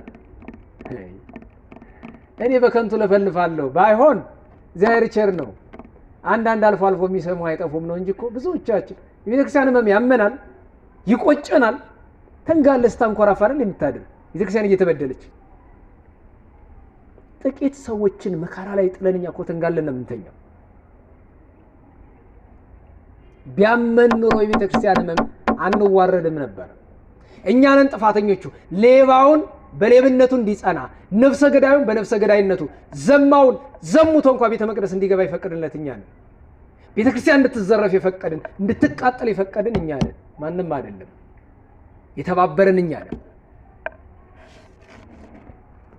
ስለዚህ በዚህ ልናርም ይገባል ነው። ይሄ ሁሉ በምን ምክንያት አመጣው ብትሉ፣ አንደኛ ዘመኑ፣ ሁለተኛ ዛሬ የምናከብረው በዓል የሚያስገርም በዓል ስላለ ነው። የእናታችን የቅድስት ጤቀላ በዓል። ቅድስት ጤቀላ የምትባል በዘመነ ጻድቃን የነበረች አንዲት ደግ ድንግል ሴት ነበረች። ይህች ድንግል ሴት ከመልካምነቷ የተነሳ 4 እህቶቿን በድንግልና እንዲጸኑ አስተማረቻቸው። እነዚህም ማርያ፣ ማረታ፣ አበያ፣ አመታ ይባላሉ። ድንግልናን አስተማረቻቸው፣ ጸኑላት። እሷም ድንግል እነሱም ድንግል፣ እሷም ቅድስት እነሱም ቅድስት፣ እሷም ቡርክት፣ እነሱም ቡሩካት፣ እነሱም ቅዱሳት፣ እነሱም ንጹሃት ሆኑላት። ታዲያ የነፍስ አባት ነበራቸው። ፎላ ይባላል፣ ቄስ ነው። በነገራችሁ ላይ እንዲህ አይነት ትምህርት የማስተምረው የቤተ ክህነት ሰው እንድጠሉ አይደለም። ይሄ አይደለም። በጣም ደጋግሜ ስለ ካህናት ክብር አስተምሬያለሁ። አንዳንድ ቀን ደግሞ እውነቱን እንነጋገር ብዬ ነው። እውነተኞች ካህናት እንዳሉ ሌባ የሆኑ ካህናትም አሉ። ምን አደርጋለሁ እንግዲህ፣ እውነቱ ይሄ ነው። እውነተኞች ዲያቆናት እንዳሉ እኔን የመሰሉ ሌቦች ዲያቆናትም ሞልተዋል። እውነተኛ ምዕመናን እንዳሉ ሌባ የሆነ ምዕመንም አለ፣ ቅጥረኛ የሆነ ምዕመን አለ። ደጎቹ አሉ፣ ደጎቹን እንደግፋቸው። አዎ ክፎቹን እንታገላቸው፣ እናርማቸው፣ ካልሆነ ቦታቸውን እንስጣቸው። ይሄ ፎላ የሚባል ቄስ ገንዘብ ይወዳል፣ በጣም ገንዘብ ይወዳል። እኔ ገንዘብ ወዳጅ ከሆነ የነፍስ አባታችሁ ነገ ዛሬ ሳትሉ ቀይሩት። ደግሜ እናገር፣ ሰምታችሁኛል? ገንዘብ ወዳጅ ከሆነ ጋብዘኝ፣ ቢራ ጠጣኝ ካላችሁ አንድ ቀን ሳታመነቱ አባት ቀይሩ። ብዙ ደጋግ ካህናት ሞልተዋል። እንዲህ ስጠኝ፣ ካህን ስጠኝ ገንዘብ አይልም። ቢበዛ ቢበዛ ሸቅሎ ይበላል፣ ነውር ነው። የንስሐ ልጅ ገንዘብ ስጠኝ አይባልም። ካላችሁ ተዋርዷል ማለት ነው። የካህን ክህነቱን አዋርዷል። እኛ ባለፈው ጉባኤ ላይ የተናገርኩላቸው ዱቄት የሚሸከሙ ካህን አሉ አይደለም? የመጨረሻ አማራጭ ክህነታቸውን ማዋረድ አይደለም፣ ዱቄትን የተሸከሙ። እግዚአብሔር ደግሞ አከበራቸው። በግልጽ ልንገራችሁ፣ ዛሬ 4,000 ብር የወር ደመወዝ ይቆረጥላቸዋል። በስራ እንዳይመስላችሁ፣ እቤት ቁጭ ብሎ ዳዊት እየደገመ ማን ነው የሚቆርጥላቸው? የኛ ተማሪ እስራኤል ያለ አንድ ደግ ወንድም 4,000 ብር በየወሩ ይቆርጥላቸዋል። ለምን? ክህነቴን ከማዋረድ ሸቅዬ እበላለሁ ብለው ዱቄት ተሸክመው ነው ወድቀው የተገኙ መንገድ ላይ አይደለም? ይኸው አነሳቸው። የተባረከ ሰው አለ። እንደዚህ ማድረግ ይቻላል። ይሄ ፎላ የሚባል ሰው ገንዘብ ወዳጅ ነው። ከዛም እየነጠቀ ገንዘብ ይሰበስባል። ታዲያ ንጉሱ ይሄን ሰማና ሀብት ንብረቱን ቀሙ ብሎ ወታደሮቹን አዘዘ። በአንድ ሌሊት ድሃ ሆኖ አደረ። ሀብቱን ወርሶ ተቀማ። እግዚአብሔር እንዲያርጎ ሲያስተምረው በተማረ ጥሩ ነበረ። እየሄደ ምን ይላል? እባክህ መልስልኝ ገንዘቤን እያለ ኋላ ምን ቢለው ጥሩ ነው? እነዚያ 5 የነፍስ ልጆች አሉ አይደል አለው ንጉሱ። ከሃዲ ነው ንጉሱ። አዎ አለው። እስኪ አምጣቸው አለው። ወታደሮች ይዘዋቸው መጡ። በል ገንዘብን ትፈልጋለህ? አዎ። እንግዲያውስ 5ቱንም ለጣዖት እንዲሰግዱ አድርጋቸውና ገንዘብን ልስጥ አለው። እንዴ እቺ ይሄማ ቀላል አይደለ ብሎ ሄዶ በሉ ክርስቶስን ካዱ ለጣዖት ስገዱ ገንዘቤ እንዲመለስልኝ አላቸው። እኛ የክርስቶስ ሙሽሮች ነን። የፈጠረን ያከበረን አምላካችን ኢየሱስ ክርስቶስን አንክደውም፣ አንሰማህም ማለት። አዎ የምንሰማቸው ካህናት አሉ፣ የማንሰማቸው ካህናት አሉ። ነውረኛውን አንሰማውም፣ በጎውን ግን እንሰማዋለን። አንሰማህም አሉት። ተመልሶ ሄዱ፣ አልሰሙኝም አሉ። እሺ በቃ እነሱ ካልሰሙ ሌላ መፍትሄ ላምጣልህ አሉ። ምንድን ነው የሚለው? ለመተበል ማውታ ወለመትሰቲ ደመ አገብ ለከ ነዋየከ። ሳይታረድ የሞተውን የበከተውን እስኪ ብላው አለው። የበከታለ ዝም ብሎ ይሄ ዝም ብሎ የሞተውን የወደቀውን ስጋ ብላው አለው። በላው። ለምን መሰላችሁ? አፍቅሮ ንዋይ ስሯ ለኃጢአት። ለዛ ነው ገንዘብ አምጡም ይላችሁ ካህን ቶሎ ራቁም ብላችሁ። ቅዱስ ጳውሎስ ምን አለ? ገንዘብን መውደድ የምን ሁሉ ስር ነው? የኃጢአት የክፋት ሁሉ ስር ነው። በቃ ራቁ ቶሎ። ገንዘብ ከሚወድ አገልጋይ፣ ገንዘብ ከሚወድ እረኛ ራሳችሁን አረቁ። ይሄ አባት ሊሆናችሁ አይችሉም፣ እረኛ ሊሆናችሁ አይችልም። ይሄ ሰው ለራሱም አይደን እንኳን ለእናንተ። እሱ ብቻ አይደለም ነው። አይ ሌላ ነገር ይቀራል። ደም ጠጣሉ። ደም ቀድቶ ሰጠው ጠጣ እና ንጉሱ እየገረመው ሄደ። ይህ ሰው ከገንዘብ ፍቅር የተነሳ መጨረሻ ላይ ምን ይለው ጥሩ ነው? አንዲት ቀረች አለው። 5ቱንም በሰይፍ አንገታቸውን በልልኝና ልስጥህ አለው። ሰይፍ ጎራዴ ስጠኝ አለው። ጎራዴ ተቀብሎ ሄደ ወደ እነሱ። ልክ ሲደርስ ቄቀላ ወደፊት ወጣችና ቄስ ሆይ አለችው ትናንት በእጆችህ ቅዱስ ሥጋውን ክቡር ደሙን ተቀብለን ሕይወትን አግኝተናል። ዛሬ ደግሞ የዘላለም ሕይወትን በእጆች ልንቀበል ነው። ዝግጁ ነን። አንገቷን ሰጠችው። ከመብእሲ ምሁረ ጸብ ነው የሚለው። እንደ ወታደር አንገቷን ቀንጥሶ ጣለው። አራቱንም አከታትሎ አምስቱንም አንገታቸውን ቀንጥሶ ጣላቸው። ወኩሉ ዘተጽፈ ለተግሳጸ ዚአነ ተጽፈ ተብሏል። እና ንጉሱ ደነገጠ። ንጉሱ እስኪ ደነገጥ ድረስ አልጠበቀም ይገላቸዋል ብሎ ተቀበለና አንተ ለገዛ ልጆች ማትራራ ብሎ ተቀብሎ በዛው ሰይፍ አንገቱን ቀልቶ ጣለ። ወአይጎለ ሃይማኖቶ ወህይወቶ ወጥሪቶ ገንዘቡንም እምነቱንም ህይወቱንም አጠፋ። ገሃነመ እሳት ወረደ። እነሱ ለመንግስተ እግዚአብሔር በቁ። እነ ቅድስት ቴክላ ማርታ አብያ አመታ ለዚህ ክብር በቁ። ተግሳጹ የጋራ ነው። ለምእመናንም ነው፣ ለካህናትም ነው። እግዚአብሔር አምላካችን የቅዱሳት ደናግልን በረከት ያሳደረብን፣ በረከታቸውን ያሳደረብን፣ አይምሮ ለጎደለው አይምሮ ይስጥልን፣ ለበደለኛ ትዕግስትን፣ ለአረሚ እምነትን፣ ለእኛ ለኃጥአን ምህረትን ቸሩ መድኃኔዓለም ያድለን። ዛሬ ሌሎች በዓላትም አሉ። 5 ነገስታትን አሳፍራ ድንቅ ድንቅ ተአምራትን ሰርታ 2 ጊዜ ከሞት ተነስታ ከነ ስጋዋ በአካለ ስጋ ወደ ሰማያት የተነጠቀች እናታችን ቅድስት ኦርኒ የቅዱስ ጢሞቴዎስ ተማሪ የነበረችው በዘመነ ሐዋርያት የነበረች ቅድስት ኦርኒ ዛሬ ነው ሰማዕትነቷ። 3 ቅዱሳት ደናግል ጲስጢስ፣ አላጲስ፣ አጋጲስ 3ቱ የ12 የ10 የ9 ዓመት ንጹሃት ደናግል ጲስጢስ፣ አላጲስ፣ አጋጲስ እናታቸው ቅድስት ሶፊያ አንጌቤናይት ስለ ክርስቶስ በክርስቶስ ስላመኑ በሳት የተቃጠሉ በሰይፍ የተቆረጡ በዛንጅር የተገረፉ ቅዱሳት ደናግል ናቸው። 3 ህፃናት ሴቶቹ እናታቸው ቅድስት ሶፊያ እነሱን ለሰማዕትነት አብቅታ ከመቃብራቸው ጸልያ እኔንም ውሰደኝ ብላ 4ኛውና ተደምራለች። ሌላ ዛሬ የፍቅር ሰው አባታችን አባ አክርስጥሮስ መነኮስ መስተጋድል አክርስጥሮስ ስለ ሰው ልጅ ፍቅር 50 ዓመት በበረሃ ያለቀሰ። ለምን? ማንኛውም ስራ ፍቅር ከሌለው ስለማይሰራ ቅዱሳን መላእክት በምሳሌ ስላስረዱት ያን ተረድቶ በተጋድሎ ይኖር ነው። ሌላ ቅዱስ ጎርጎርዮስ ነባቤ መለኮት የእንዚናዙ የኋላ የቁስጥንጥንያ ሊቀ ጳጳሳት ታላቁ ሊቅ ቅዱስ ጎርጎርዮስ ነባቤ መለኮት ጎርጎርዮስ ቴዎሎጎስ ይሉታል። ነባቤ መለኮት ታላቁ ሊቅ የቁስጥንጥንያው አረበኛ የቅዱስ ባስልዮስ ጓደኛ በጽኑ ተጋድሎ በገዳማዊ ሕይወት በሊቅነት የምናውቀው ደግ አባት ነው። ቅዱስ ጎርጎርዮስ ሃይማኖተ አበው ስታነቡ መቅድመ ኩሉን ሰብክ ሥላሴ ሩየ ወቅዱሰ ዘውእቶሙ አብ ወወልድ ወመንፈስ ቅዱስ ብሎ ረቂቅ በሆነ መንገድ ነባቤ መለኮት ያሰኘው አንዱ ይሄ ነው። እና አባ ሚናስ ቅድስት ኦርኒ ሰብካ ለጥምቀት ያበቃቻቸው ስለ ሰማዕትነት ያበቃቻቸው 130 ሺህ ክርስቲያኖች ዛሬ ነው የሚታሰቡት። የሁሉም በረከታቸው ይደርብን። የ14ቱን ቀናት ቅዱሳን ስማቸውና ዘክርና ሳይመሽብን በጊዜ የሚበቃን ይሆናል ማለት ነው። በ16 ነው ተገናኝተን የነበረ።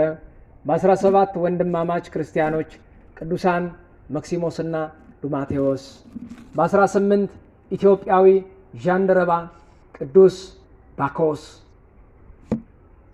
ኢትዮጵያውያን የራሳችን የሆነን ነገር ማክበር እንዲያው አልለመድንም እንጂ እኮ ከቅዱስ ባኮስ የከበረ የለም እኮ።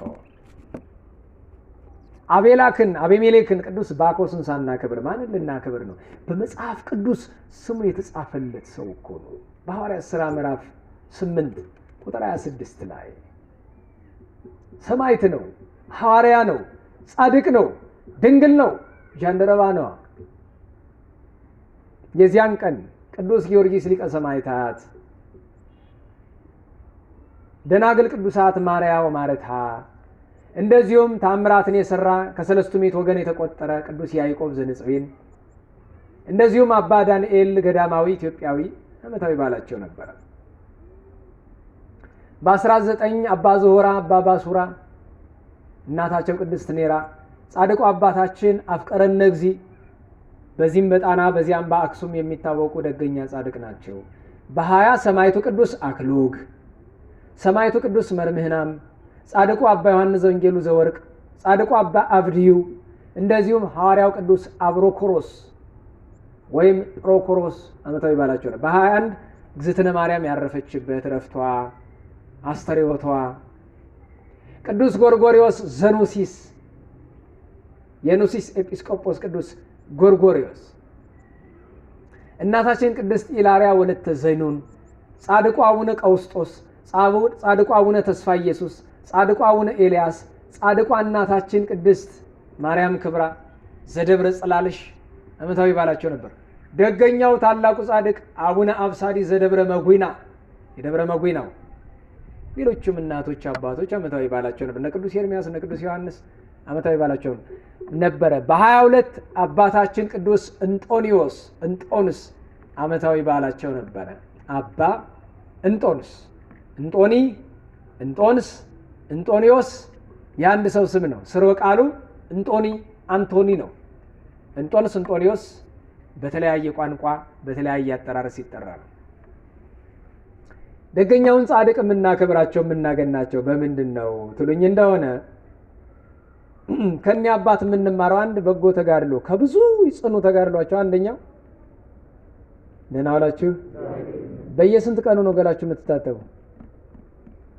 ገላ መታጠብ ኃጢአት አይደለም፣ ግን አትልመዱት ብዙ። መጽሐፍ ቅዱስ ላይ ጌታችን ኢየሱስ ክርስቶስ ገላውን ታጠበ የሚል ጽሑፍ አለ? ንገሩኝ እንጂ። ኧረ በሞቴ የለም። እንዲሁ አስተማሪ ጌታ ገላውን ታጠበ የሚል ሕፃን እያለ ቅድስት ሰሎሜ ታጥበው ነበር እንጂ ጌታ ራሱ ገላውን ታጠበ የሚል የለም። ለክርስቲያኖች አንዳንድ ስርዓት ሲያስተምረን አንዱ ተጋድሎ ጌታ ያስተማረን ገላን አለመታጠብ ነው። ንጹሕ ባህሪ ስለሆነ ጌታ ለእኛስ ጽኑ ተጋድሎ ነው።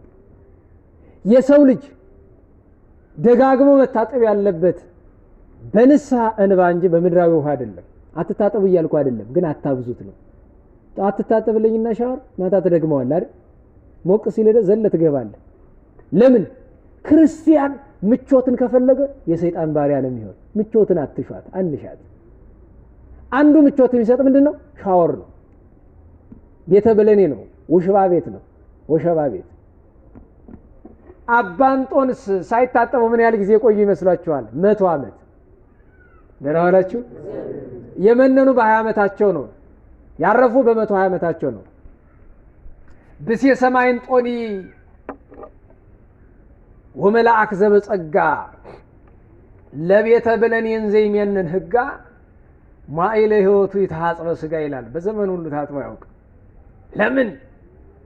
ለምን ክርስቲያንን እንባው ያጥበዋል፣ ንሳው ያጥበዋል። ሰላም ለዳዊት አባላቲሁ ዘሐጸበ በማይንሳ ንጹህ ወበአንብኡ ካይበ አይደል? ገብቷችኋል? ደህና ዋላችሁ። አልገባችሁም? ደንቁራችኋል ማለት ነው። ሰላም ለዳዊት በሉ እስቲ።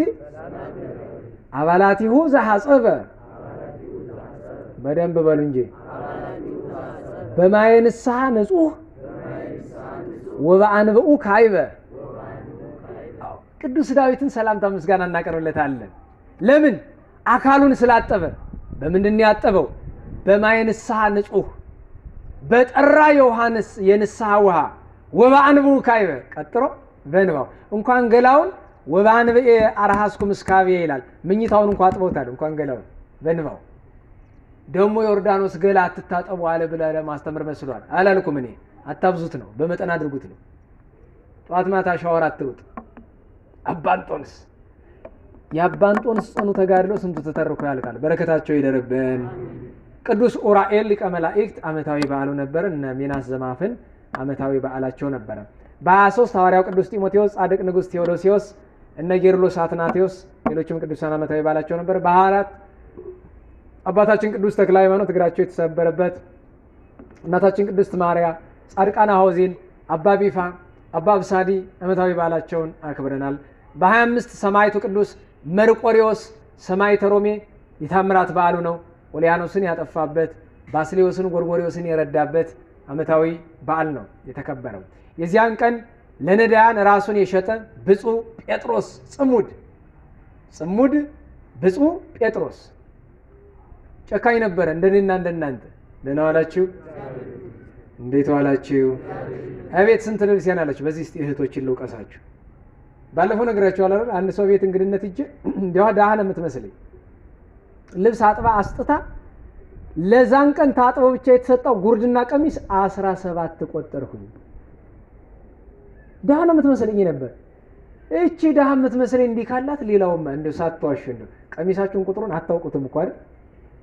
ታውቂዋለሽ? አታውቂው? ታውቂዋለሽ አንቺም ቁጥሩን እኮ አታውቁ። በጣም ብዙ ነው እኮ። ግን ቀሚስ የሌለው ስንት ደህና አለ እኮ አይደል? ለነገሩስ አንድ ተረት ትሰማላችኋል። እንደ ተረት ነው መቼም የእውነት አይመስለኝም።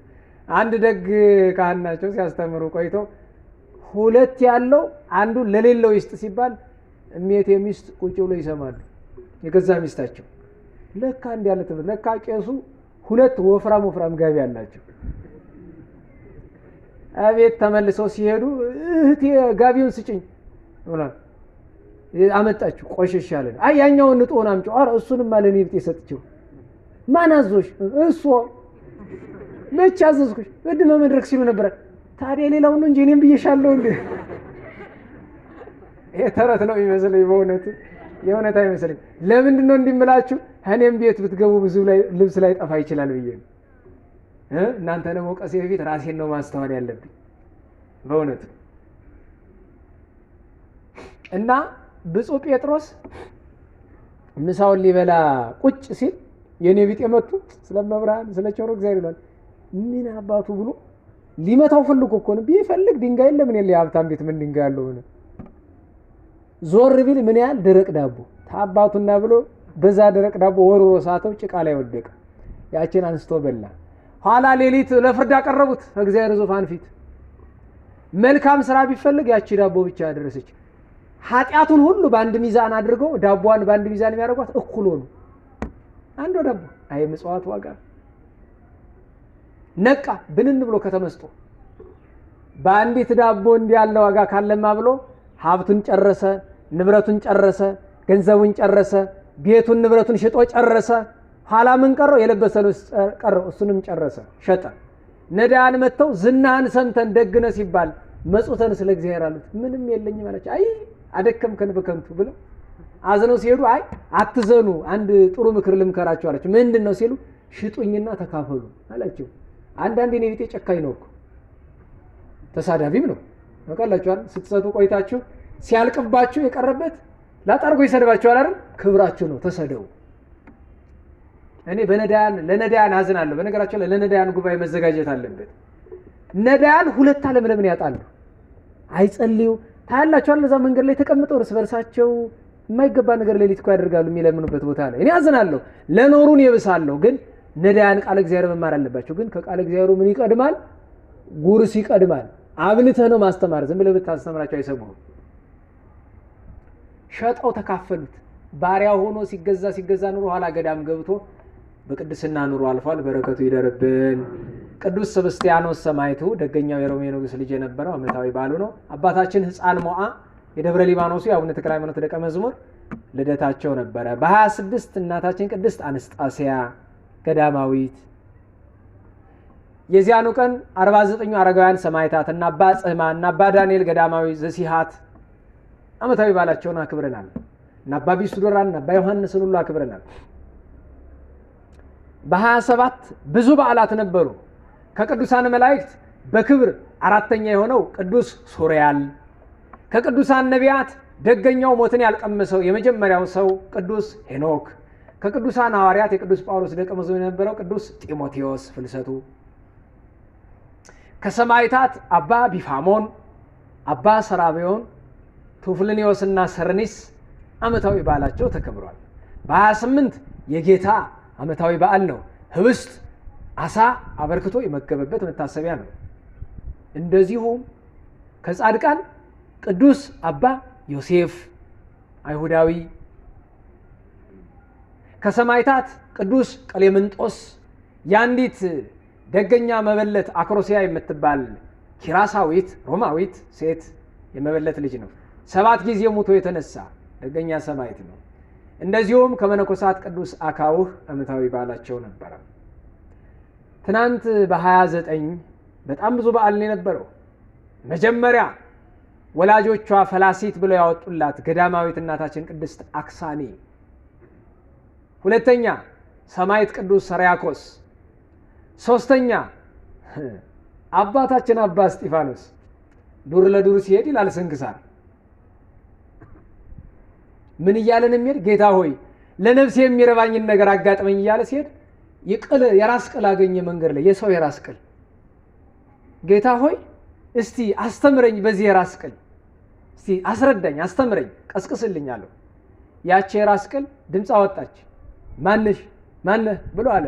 እኔ ከሲኦል የመጣው አረማዊ ነኝ፣ ሀብታም ነበርኩ፣ ገንዘብም አልጠግብ፣ ምጽዋትም አልወድ። ገንዘብ ሰበስብ አንድ ወቅት ላይ በረሃ ላይ ሀብቴም አለቀ፣ ግመሎቼም ሞቱ፣ እኔ መዚያ ሞት ሲኦል አስገቡኝ። ይሄው ምጽዋትን በመጥላቴ እግዚአብሔርን ባለማምለኬ ሲኦል ተጥያለሁ አለ። ኋላ ግን ቢነው ጥሩ ነው፣ አባ ወደ ሲኦል እንዳይመልሱኝ ለምንልኝ ብሎ አለ። አባ እስጢፋኖስ አለቀሰ፣ ጮኸ። ስለ አንተ አማላጅነት ምሬልሃለሁ አለው። እግዚአብሔር ቸርነት አንዳንዴም እኮ የምንወድቅበት ቦታ ወሳኝ ነው። ቦታው ጻድቃን ባሉበት ቦታ ወድቆ እኮ ይሄን ክብር ያገኘ ያ ሰው። አባ እስጢፋኖስ በብዙ ተጋድሎ ኑሮ አልፏል። ሌላ የዚያን ቀን በዓል ማን ነበረ? ጻድቃነ ዴጌ፣ ማህበረ ዴጌ ወይም ጻድቃነ ዳጓ ብዙ ነው ስማቸው፣ 3000 ናቸው። እግዚአብሔርን ስለወደዱ እቺን ያዙልኝ፣ እምኩሉ በሉ። ኧረ በደንብ ኧረ አይሰማኝም። እናንተ ብቻ ናችሁ። እስኪ ከኋላ እምኩሉ በሉ እስኪ። ይሄይስ ተፋቀሩ። እንግዲህ አማርኛው ምንድን ነው? ከሁሉ ምን ይበልጣል? ፍቅር ይበልጣል። እቺ እኮ ናት የክርስትና ሕግ። እቺን ይዘው ስለ ፍቅር ክርስቶስ መድኃኔ ዓለም አምላካችን ነዳይ መስሎ መሃላቸው አብሯቸው ጽዋ ሲጠጣ ማህበር ሲጠጣ ኑሯል። የዛሬ ማህበር የዛሬ ሰንበቴ ምንድነው? ያው ጭቅጭቃ። ማህበር ማለት ነዳያንን መመገቢያ ነው፣ ነዳያንን መግፊያ አይደለም። ያብነት ተማሪና ነዳያንን ካላበላህበት ማህበር ከንቱ ነው፣ በክ ነው፣ አትጸድቅበትም፣ ትኮነንበታለህ። ታሪካቸውን እዛ ጉባኤ ሰዓት አትርፈን ለመተረክ እንሞክራለን ስለመሸብን። ጻድቃነ ዳጓ፣ ሌላ አባታችን ግብረ ናዝራዊ ብቻ አይደለም፣ አባ ዳንኤል፣ አባ ዮሐንስ ዓመታዊ ባላቸው። ግብረ ናዝራዊ ንጹህ ድንግል፣ ትግራይ ደብረ ሐራይ ክዋ ቃውንት። እንዴት ያለ ደገኛ ጻድቅ በጽኑ ተጋድሎ የኖረ ድንቅ ድንቅ ታምራትን የሰራ ሐዋርያዊ፣ በዘመን አምደ ጽዮን እንደ ሰማዕታት ሰማዕት፣ እንደ ጻድቃን ጻድቅ፣ እንደ ደናግል ድንግል፣ እንደ ሐዋርያት ሐዋርያ የነበረ ደገኛ ጻድቅ ነው። አብሮት የነበረ ኢትዮጵያዊ አባ ዳንኤል፣ አባቱ አባ ዮሐንስ ነበሩ። ሌላስ ደብረ ጽላልሽ አምና ይህን ጊዜ ሄደን ክብረ በዓላቸውን የተሳተፍንላቸው ደገኛው አረጋዊ ሰማዕትና ጻድቅ የአቡነ ተክለ ሃይማኖት ደቀ መዝሙር፣ በእድሜ እንኳ ከአቡነ ተክለ ሃይማኖት ይበልጣሉ፣ ግን ደቀ መዝሙር ነበሩ። አቡነ ታዲዮስ ምን እንዳደረጉ ልንገራችሁ። አሕዛባውያን ናቸው። በዛ በደቡብ ክርስትናን አስተማሯቸው። መጀመሪያ አቡነ አኖሪዎስ አስተማሯቸው።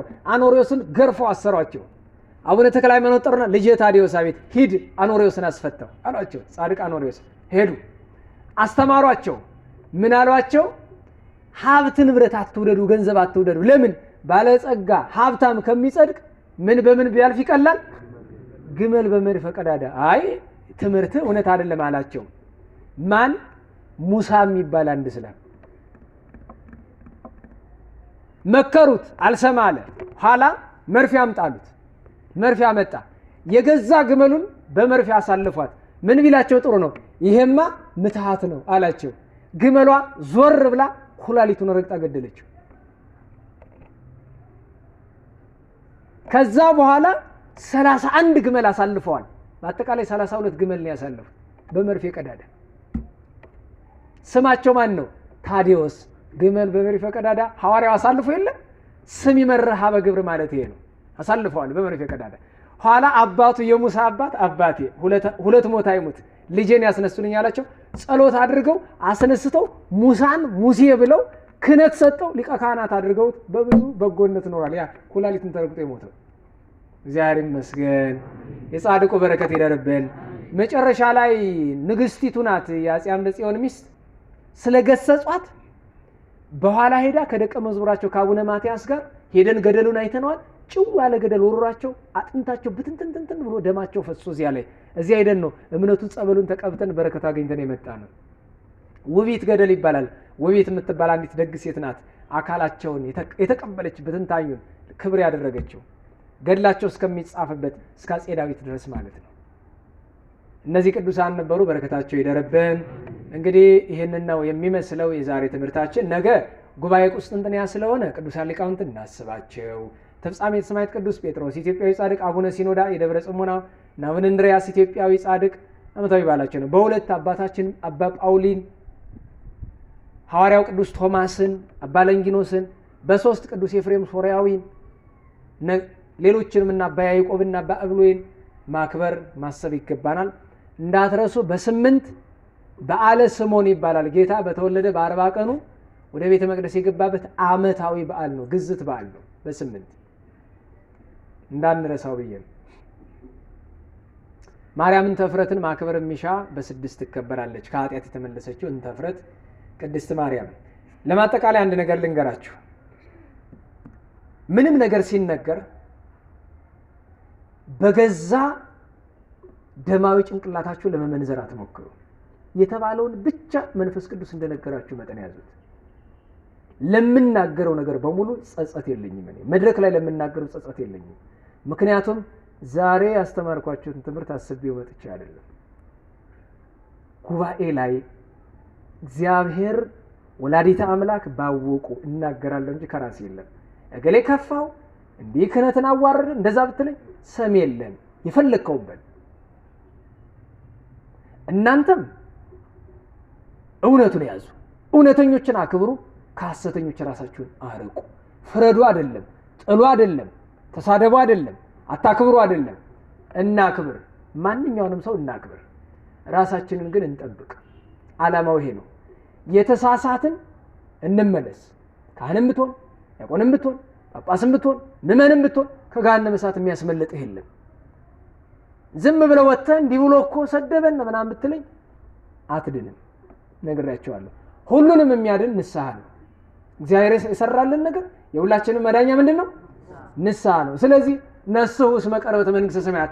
እዛ ቅዳሴ ላይ ያለ ልብ የምትለው ደግሜ ልንገርህ፣ ከልብ በለው። ለሌላ ሰው አይደለም፣ ለራስ በለው።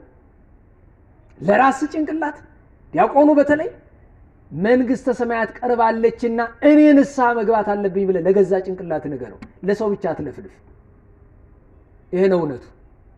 ከዚህ የተረፈ ግን ብትቀየሙ ቢከፋችሁ የራሳችሁ ዕዳ ነው፣ ሁለት በደል ነው። ይህንን እላችሁ ለምንድን ነው? ሰዎች ሁልጊዜ መንዝረው ራሳቸውን ለመጉዳት ነው የሚጠቀሙ። ፈርቼ እንዳይመስላችሁ።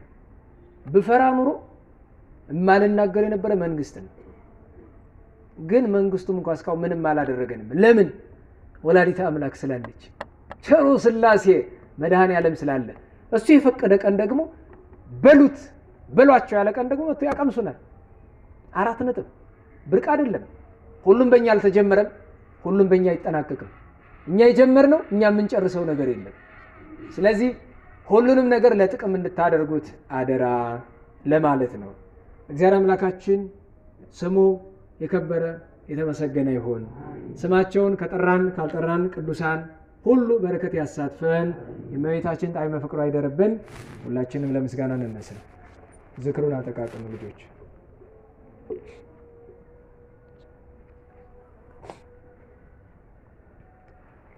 ስብሐት ለአብ ስብሐት ለወልድ ስብሐት ለመንፈስ ቅዱስ ስብሐት ለአብ ስብሐት ለወልድ ስብሐት ለመንፈስ ቅዱስ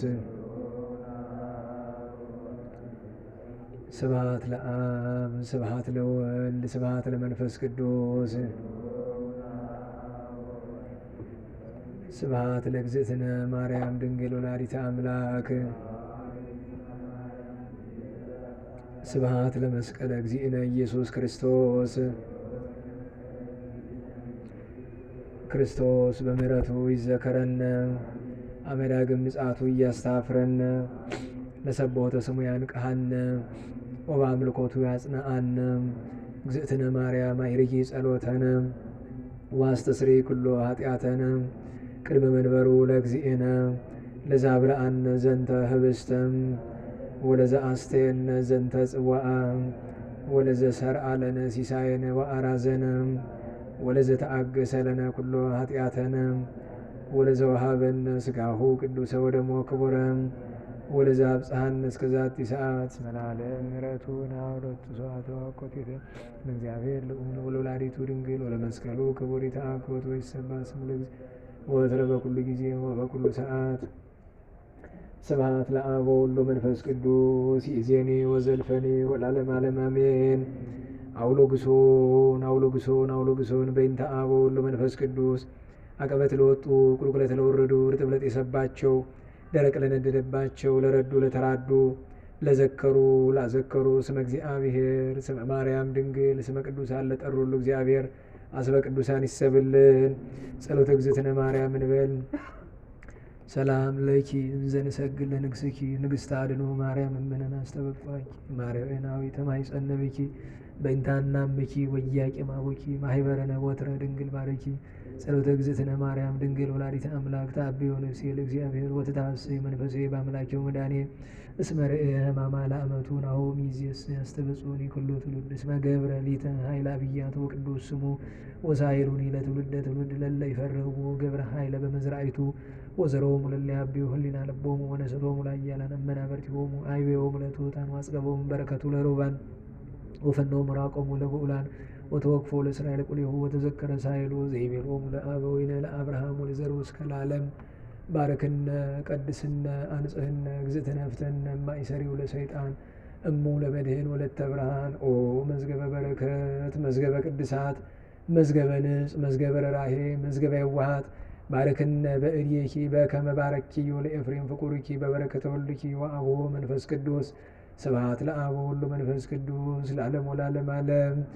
ሰላም ለክሙ እንጦንስ ወመቃርስ አቢብ ሲኖዳ ገብረ መንፈስ ቅዱስ ለባርኮትነ ንዑስ ተጽራ ዛቲ መቅደስ ተክለ ሃይማኖት አኖሪዎስ ኤዎስጣቴዎስ ሳሙኤል ተክለ አልፋ በብኑዳ ኪሮስ ነአ ሀቤ ዳዊት ንጉሠ እስራኤል በዓለ መዝሙር ሰናይ ወጥኡ መቃል ታለበወኒ ነገረ ወፍካሬ ኩሉ አምሳል ከመሰብሖ ለእግዚአብሔር ልዑል ወከመ ወድሳ ለማርያም ድንግል እንዘ ጸር ወእብል ማርያም ንጽሕት ድንግል ወላዲተ አምላክ ማእምንት ሰአሊተ ምሕረት ለውሉደ ሰብ ሰአሊ ለነ በክርስቶስ ወልድኪ ይስረይ ኃጢአተነ ሰአሊ ለነ ቅድስት ጸሎታ ለማርያም ስለታ ያድነነማ ተወልዳ ጸሎታ ለማርያም ስለታ ለሕዝበ ክርስቲያን ይቀበነማ ተወልዳ ጸሎታ ለማርያም ስለታ ለነፍሳተ ሙታን ያድኅኖንማ ተወልዳ ጸሎታ ለማርያም ስለታ ለመካናቲነ ደብረ መድኃኒት ወደብረ ገነት ወመንበረ መንግሥት ለቤተ ክርስቲያን ቅድስት ወለአገሪትነ ኢትዮጵያ ይቀቦንማ ተወልዳ ጸሎታ ለማርያም ስለታ ለአግብርታ ወላይማታ ይኩነነ ከመወልታ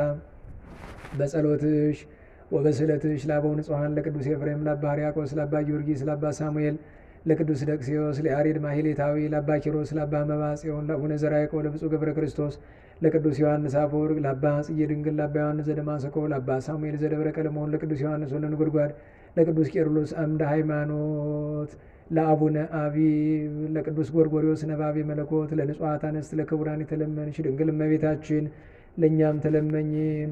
ጽንዕት በድንግልና ስርጉት በቅድስና እመቤታችን ጸጋውን ክብሩን እንዳይነሳን ለምኝልን። አይምሮውን ለቦውን ጥበቡን ፍቅርሽን መዓዛሽን በልቦናችን ሳይልን አሳድርልን።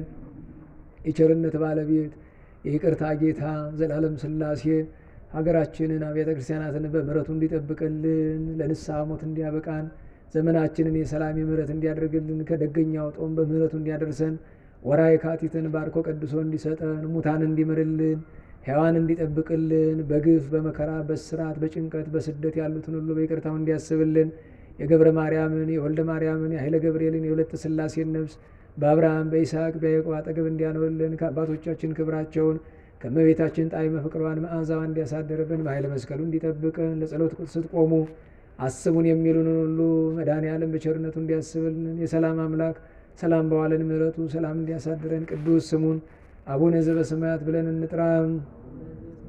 ይትቀደስ ስምከ ትምጻእ መንግሥትከ ወይኩን ፈቃድከ በከመ በሰማይ ከማሁ በምድር ሲሳየነ ዘለለ ዕለትነ ሀበነ ህድግ ለነ አበሳነ ወጌጋየነ ከመ ንሕነኒ ንህድግ ለዘአበሰ ለነ ኢታብአነ እግዚኦ ውስተ መንሱት አላ አድኅነነ ወባልዕ እምኩሉ እኩይ እስመ ዚአከ ይእቲ መንግሥት ኃይል ወስብሐት ለዓለሙ።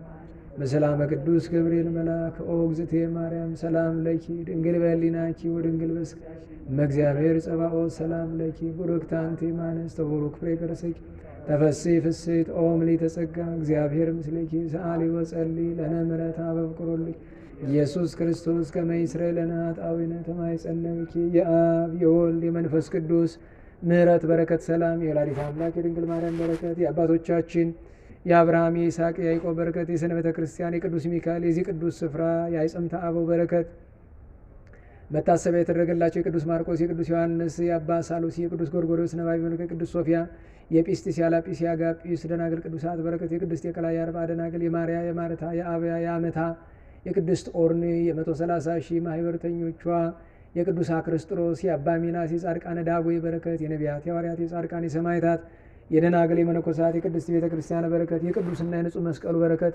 በምናምን በእኛ ላይ በሁሉም ሕዝበ ክርስቲያን በአገራችን ኢትዮጵያም ላይ ዛሬም ዘወትርም እጥፍ ድርብ ይሁን።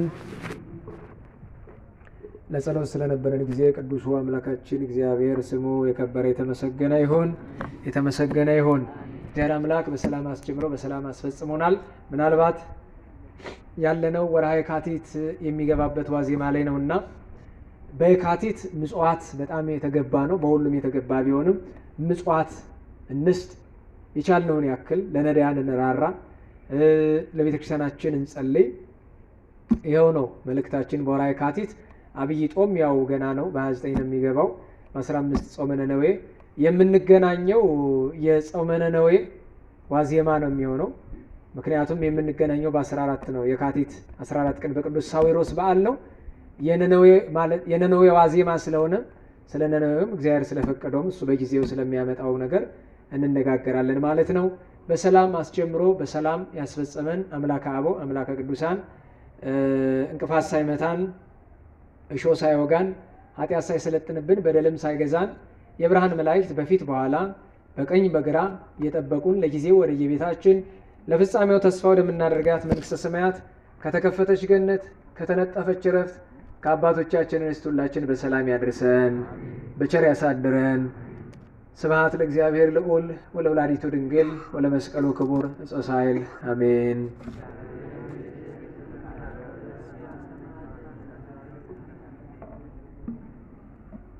ጸጋ ነሣኢነ ወሕይወተ ረከብነ ጸጋ ነሣኢነ ወሕይወተ ረከብነ በኃይለ መስቀሉ ለኢየሱስ ክርስቶስ በኃይለ መስቀሉ ለኢየሱስ ክርስቶስ በኃይለ መስቀሉ ኪያከ እግዚኦ ነአኩት ወንሴብሐከ እግዚአብሔር ኪያከ እግዚኦ ነአኩት ወንሴብሐከ እግዚአብሔር። በቸር ያሳድረን።